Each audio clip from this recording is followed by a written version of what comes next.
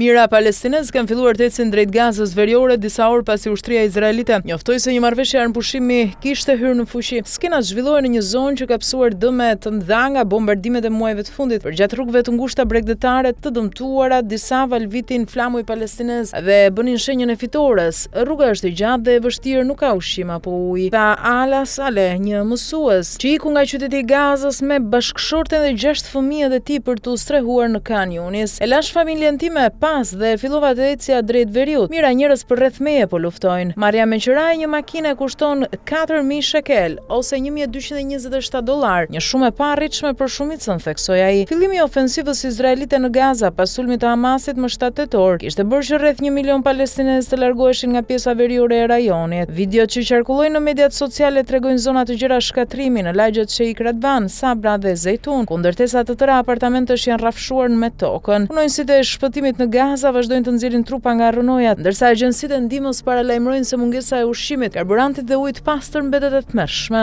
Me armëpushimin që do të hyjë në fuqi në mesditë, një zëdhënës i IDF-s postoi në platformën X se lëvizja nga pjesa jugore në atë veriore të rripit të Gazës lejohet nëpërmjet rrugëve Al Rashid dhe Salah al-Din. Në të njëjtën kohë, SBA konfirmuan se ushtria izraelite ka përfunduar tërheqjen e saj në linjat e reja të vendosjes së dakorduara në Gaza, sipas një deklarate të dërguarit special të SBA-ve për lindjen e mesme Steve Witkoff. Periudha 72 orëshe për lirimin e pengjeve ka filluar, shtoi ai. Ushtria është tërhequr deri në vijat e përcaktuara në bazë të planit të Donald Trump, por do të vazhdojë të neutralizojë çdo kërcënim të menjëhershëm. Hamas ka tani 72 orë kohë për të liruar të gjithë pengjet e Izraelit, ndërsa Izraeli do të lirojë qindra të burgosur palestinez. Ky është hapi i parë në zbatimin e marrëveshjes për armëpushim dhe shkëmbimin e pengjeve, miratuar së fundmi nga qeveria izraelite. Në kuadër të marrëveshjes, qindra kamion ndihmash pritet hyjnë në territorin e Gazës për të dërguar ushqime, ilaçe dhe karburant për rreth 2 milion banor palestinez, shumica e cilëve janë zhvendosur nga luftimet. Kanë kaluar më pak se 12 orë që kur Izraeli konfirmoi se ka pranuar një plan për armëpushim dhe lirimin e pengjeve që mund të shënojë fundin e luftës në rripin e Gazës. Në ditët në vijim, sfidat më të mëdha mbeten arritja e një marrëveshje afatgjatë mes Izraelit dhe Hamasit, përfshirë negociatat për një shtet palestinez dhe rolin e autoritetit palestinez në administrimin e Gazës.